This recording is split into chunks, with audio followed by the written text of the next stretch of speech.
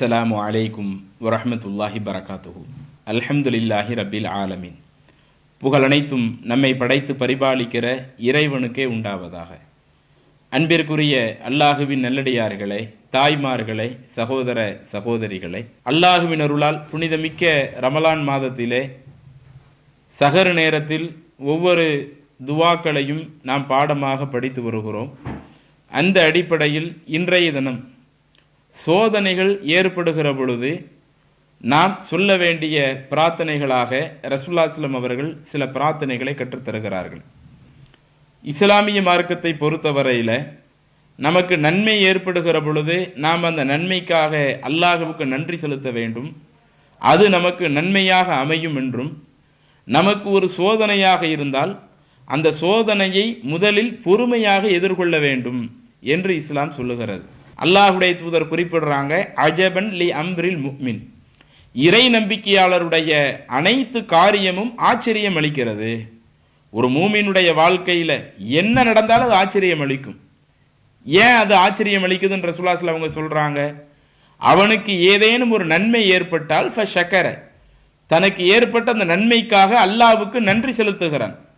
ஃபகான ஹைரன் லஹு, அது அவனுக்கு நன்மையாக அமைந்து விடுகிறது. வயின் அசாபத்துஹு ஃபித்னா, அந்த இறை நம்பிக்கையாளனுக்கு ஒரு சோதனை, ஒரு நெருக்கடி ஏற்பட்டா கூட ஃபஸபர, அந்த சோதனையை அவன் பொறுமையோடு எதிர்கொள்கிறான். ஃபகான ஹைரன் லஹு, அது அவனுக்கு நன்மையாக ஆகிவிடுகிறது. ஆக மொத்தம் மூமினுக்கு நன்மை ஏற்பட்டாலும் அது அவனுக்கு நன்மை தான், அவன் எதிர்பார்த்தது ஏற்பட்டாலும் நன்மை தான், அவன் எதிர்பாராத துன்பம் ஏற்பட்டாலும் அது இறை நம்பிக்கையாளனுக்கு நன்மையாகத்தான் இருக்கிறது அப்படின்னு அல்லாஹ்வுடைய தூதர் சொல்றாங்க. அப்ப அந்த அடிப்படையில் இது பொதுவான ஒரு அடிப்படை. நமக்கு நம்முடைய வாழ்க்கையில் என்ன கஷ்டம் வந்தாலும் சோதனை வந்தாலும் அந்த டயத்தில் நாம தடுமாறிடாம பொறுமையாக இருக்க வேண்டும் என்பது இது இஸ்லாம் சொல்லக்கூடிய பொதுவான அடிப்படை. இன்னும் அல்லாஹ் குர்ஆன்ல சொல்றான், ஓ மினன் நாசிமை யஅபுதுல்லாஹ் அலா ஹர்ஃப், மனிதர்கள் சில ஆட்கள் இருக்கிறாங்க, அவங்க விளிம்பில் இருந்து கொண்டு என்ன செய்யறாங்க, அல்லாஹ்வை வணங்கக்கூடியவர்களாக இருக்கிறார்கள். விளிம்பில் இருந்து கொண்டு அல்லாஹ்வை வணங்குறவங்கன்னா யாரு? அவங்களுக்கு ஒரு நன்மை ஏற்பட்டால் அதை கொண்டு அவன் சந்தோஷப்படுவான். அதே அடியானுக்கு ஒரு கஷ்டம் ஏற்பட்டால் இன் கலப அலா வஜிஹிஹி, அவன் அப்படியே தடுமாறி விடுகிறான். அந்த கஷ்டத்தை பொறுமையை எதிர்கொள்ளாம, கஷ்டம் வந்த உடனே ஒரு நன்மை வரும் பொழுது அதை எப்படி இன்முகத்தோடு எதிர்கொண்டானோ, ஒரு கஷ்டம் வர்றப்ப நில தடுமாறி போய் என்ன செய்கிறான், அவன் நடந்து விடுகிறான். இப்படிப்பட்டவனுக்கு ஹசீர துன்யா வல் ஆஹிரா, இந்த உலகமும் அவனுக்கு நஷ்டமாத்தான் போகும், மறுமையும் அவனுக்கு நஷ்டமாத்தான் போகும். இதுதான் தெளிவான ஒரு நஷ்டம் அப்படின்னு அல்லாஹ் தன்னுடைய திருமறையில குறிப்பிடுறான். அப்ப ஆகமொத்த இறை நம்பிக்கையாளர்களை பொறுத்த வரையில நாம விளிம்புல இருந்து கொண்டு அல்லாஹ்வை வணங்கக்கூடியவர்களாக இருக்கக்கூடாது. ஒரு கஷ்டம் வர்றப்ப அப்படியே தலைகீழா மாறி போய் அல்லாஹ்வை திட்டுறது, அல்லாஹ்வை ஏசுறது என்று இந்த மாதிரி நாம் என்ன செய்யக்கூடாது, நாம் நடந்து கொள்ளக்கூடாது. கஷ்டம் வரும் பொழுது பொறுமையாக இருக்க வேண்டும் என்பது மார்க்கம் சொல்லக்கூடிய ஒரு அறிவுரை. அதே போல அந்த பொறுமையாக இருக்கும் பொழுதே சில பிரார்த்தனைகளை நாம சொல்ல ஆரம்பிச்சிட்டோம்னு வைங்க, அது போன்ற பிரார்த்தனைகள் நமக்கு அந்த கஷ்டத்திலிருந்து சீக்கிரம் ஒரு விடிவு காலம் கிடைப்பதற்கு, அந்த சோதனையில இருந்து சீக்கிரம் நாம விலகி வர்றதுக்கு அந்த பிரார்த்தனைகள் பயனளிக்கக்கூடியதாக இருக்கும். அல்லாஹுடைய தூதர் சொல்லக்கூடிய அந்த செய்தியை நீங்கள் ஆதாரபூர்வமான ஹதீஸ் கிரந்தங்கள், பல ஹதீஸ் கிரந்தங்கள்ல பார்க்கலாம். உதாரணத்திற்கு சஹீஹ் முஸ்லிம்ல 1674வது செய்தியாக பதிவு செய்யப்படுகிறது. முஸ்னத் அஹமது என்ற ஹதீஸ் கிரந்தத்தில் 25417வது செய்தியாக பதிவு செய்யப்படுகிறது. இந்த செய்தியில ரசூலுல்லாஹி ஸல்லல்லாஹு அலைஹி வஸல்லம் அவங்களுடைய மனைவியரான உம்மு சலமா ரலியல்லாஹு அன்ஹா அவங்க இந்த செய்தியை அறிவிக்கின்றார்கள். உம்மு சலமா அவங்க என்ன குறிப்பிடுறாங்க, நபிகள் நாயகம் ஸல்லல்லாஹு அலைஹி வஸல்லம் அவர்கள் கூறினார்கள், அப்படி கூறுவதை சமிஅத்து, நான் காதால கேட்டேன் அப்படின்னு சொல்லிட்டு சொல்றாங்க.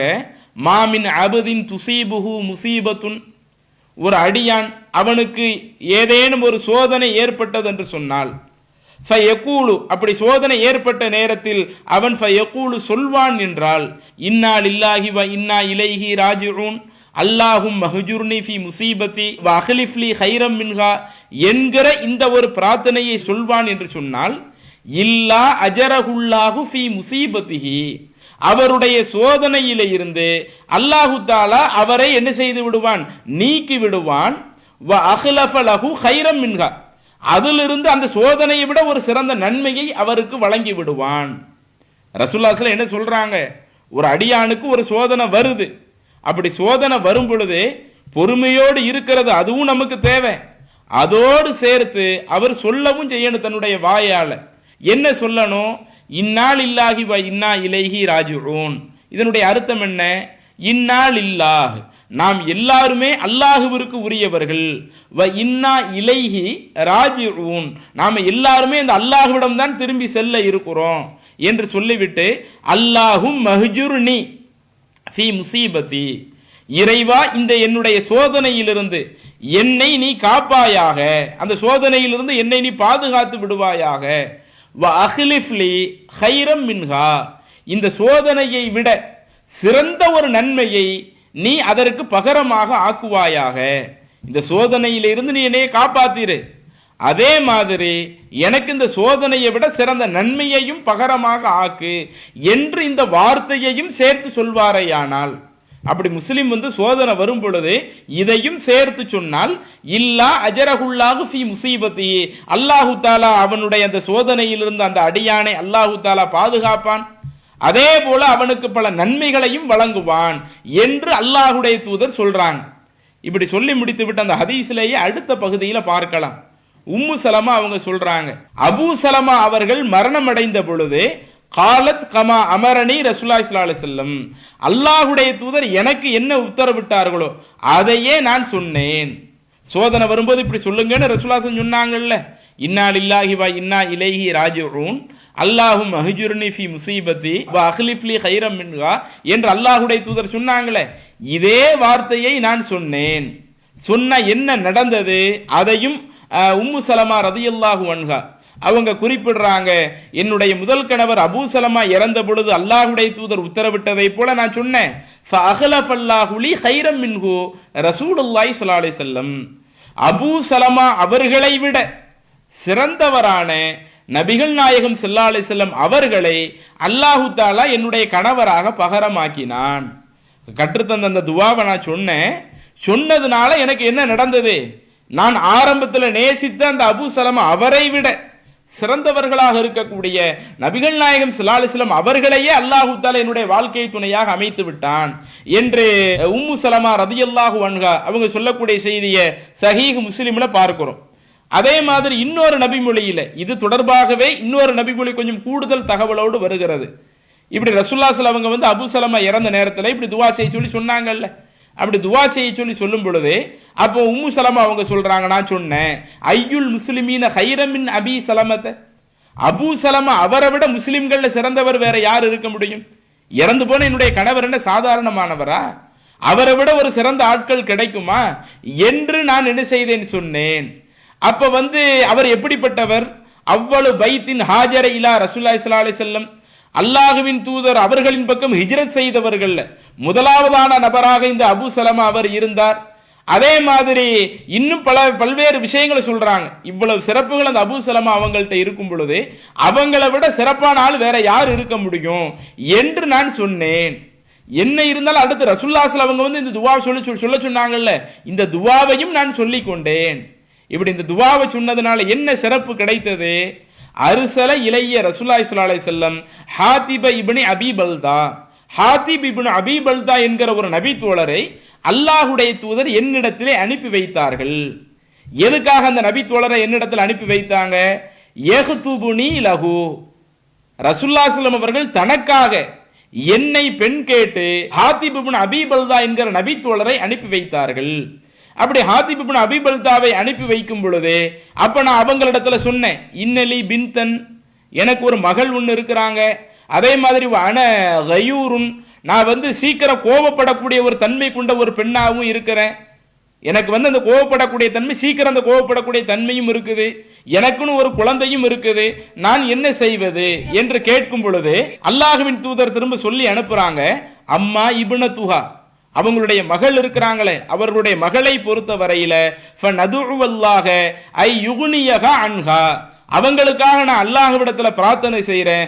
அல்லாஹு தஆலா அவங்கள ஒரு தன்னிறைவு பெற்றவராக, உம்மு சலமா அவங்க இல்லாமலேயே அவங்க தன்னிறைவு பெற்றவராக மாறுவதற்கு நான் அவர்களுக்காக துவா செய்கிறேன் அப்படின்னு ரசூலுல்லாஹி ஸல்லல்லாஹு அலைஹி வஸல்லம் அதுக்கு பதில் அளித்து விட்டார்கள்.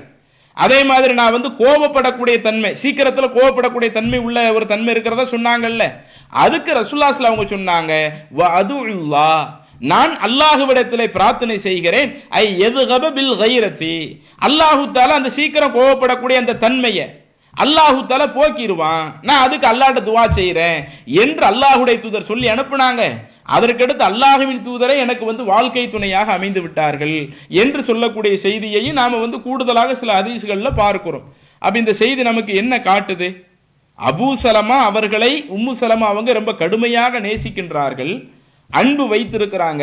இவங்களை விட முஸ்லிம்கள் சிறந்தவங்க யாராவது இருக்க முடியுமா என்கிற அளவிற்கு அவங்க நினைக்கும் பொழுது, இருந்தாலும் ரசூலுல்லாஹி ஸல்லல்லாஹு அலைஹி வஸல்லம் அவங்க சொன்ன அந்த துவா, இன்னா லில்லாஹி வ இன்னா இலைஹி ராஜிஊன் அல்லாஹும் மஹ்ஜுர்னி ஃபி முஸீபத்தி வ அஹ்லிஃப் லி கைரம் மின்ஹா என்கிற அந்த பிரார்த்தனையை ஓதுகிறார்கள். அந்த அபூ சலமா ரலியல்லாஹு அன்ஹு அவர்களை விட சிறந்தவர்களாக இருக்கக்கூடிய நபி ஸல்லல்லாஹு அலைஹி வஸல்லம் அவர்களை அல்லாஹ் உம்மு சலமா அவர்களுக்கு கணவராக அமைத்து தந்தான் என்ற அந்த செய்திகளை முஸ்லிம் போன்ற ஹதீஸ் கிரந்தங்கள்ல பார்க்கிறோமே. அப்ப இதே போலத்தான் நாமும் நம்முடைய வாழ்க்கையில பல நேரங்கள்ல கஷ்டங்களை சந்திப்போம். கஷ்டங்களை சந்திக்கும் போது பொறுமையோடு மட்டும் இருந்துட்டு போயிடுவோம். அப்படி பொறுமையோடு மட்டும் இருந்து விட்டு போய்விடாமல் அதோடு சேர்த்து, இறைவா நீ கொடுத்த அந்த சோதனையிலிருந்து நீ என்னை காப்பாத்திரு, இதை விட சிறந்ததை எனக்கு நீ பகரமாக்கி கொடு என்ற இந்த பிரார்த்தனையையும் சேர்த்து வைப்போம் என்று சொன்னால், அல்லாஹ்விடத்திலே கோரிக்கையாக வைப்போம் என்று சொன்னால், நிச்சயம் உம்மு சலமா ரலியல்லாஹு அன்ஹா அவர்களுக்கு இறைவன் உதவியதை போல நமக்கும் அல்லாஹ் உதவுவான். அந்த துவாவை மீண்டும் ஒருக்க உங்களுக்கு சொல்லி கொடுக்கிறோம், அதை நீங்க திருப்பியே சொல்லிக்கிடுங்க.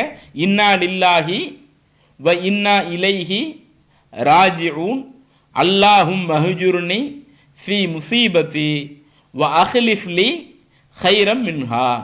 இந்த துவாவை ஓதிக்குங்க. இது ஒன்று. அதே மாதிரி இதனுடைய ரிலேட்டிவாக வரக்கூடிய இன்னொரு பிரார்த்தனை, இதுவும் இதே அபூ சலமா உம்மு சலமா ரலியல்லாஹு அன்ஹா அவங்க தொடர்பாக வரக்கூடிய செய்தி தான். இப்ப நமக்கு சோதனைகள் பொதுவா வரும் பொழுது மேல சொன்ன துவாவை நாம கூடுதலா ஓதிக்கலாம். இப்ப நம்மளுடைய வாழ்க்கை துணை இறந்து போயிட்டாங்க. அல்லாஹு அக்பர், அல்லாஹு அக்பர்.